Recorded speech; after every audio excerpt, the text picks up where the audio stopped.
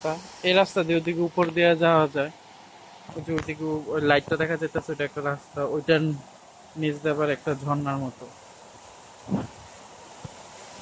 আর দিনের বেলা দেখা যাবে আবার এদিক দিয়ে আবার সিঁড়ি উপরে যাওয়ার এই টেরেস বারে গেছি এর আগে। সো এদিকে এরকম যে নিচতলা দিয়ে এরকম মেন রোড আর কি, নিচতলাতেও যাওয়ার আছে, দোতলাতেও যাওয়ার আছে, তিনতলাতেও যাওয়ার আছে। আমাদের যে বিল্ডিং এরকম প্রত্যেক তালারই আছে। আবার ভিতর দিয়ে তো সিঁড়ি আছে, বাইরে দিয়েও জায়গা জায়গায় দিয়ে সিঁড়ি। সো অনেকগুলা রাস্তা। কারণ ও যে ঢাল একদিক থাকে পাহাড়ের সাথে ঘেঁষানো, আরেক দিকে থাকে ঢাল।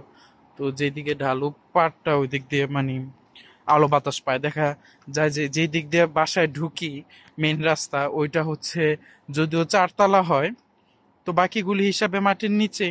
বাট ওইগুলো মাটির নিচে না, কারণ ওইগুলো এক সাইড দিয়ে মাটির নিচে, আরেক সাইড দিয়ে আবার খোলা আবহাওয়ার ভিতরেই আছে।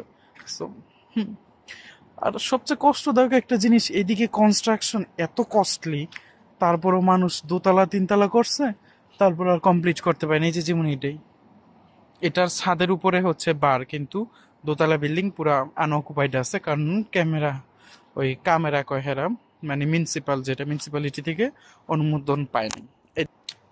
এই যে দোতলা বিল্ডিং, মানে মনে করছে অনুমোদন দিবে, পরে যে মিউনিসিপালের মিনিস্টার থাকে উনি চেঞ্জ হয়, দেখা গেছে একজন থাকে অনুমোদন দেয়, পরের জন এসে চেঞ্জ করে দেয়, তারপরে যে বাদ।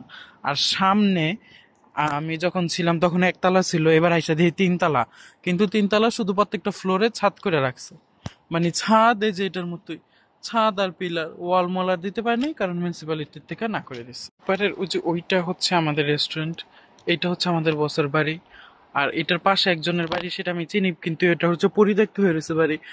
এইদিকে হচ্ছে ওই যে সাদা দেখা যাইতেছে ওই ফুলগুলো হচ্ছে আমার রুমে আছে। বাট এই যে এটার পাশে একটা হলুদের মতো দেখা যাইতেছে, এটা হচ্ছে অর্কিড।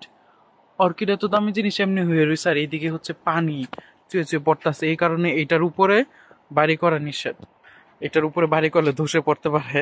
আর তার জলজন্ত প্রমাণ পুরা ভিজা পানি চুষে পড়তেছে। ওই দিন দেখছিলাম একটা পিচ্ছি ছেলে, পিচ্ছি না আমার মতো, লাফাইতেছিল এটা ছিলার মতো, আমার মতো না অবশ্যই, কারণ আমি তো লাগুর পাবো। সো আমি চিন্তা করতেছি একটা অর্কিড ছিড়বো, ওই যে দিক থেকে একটা অর্কিড ছিড়ি, দেখি। এটা আপাতত এদিকে রাখি। যে ফুলগুলো কালেক্ট করলাম তা দেখতে হলে ভিডিওর পরের পার্টটা দেখতে ভুলবেন না।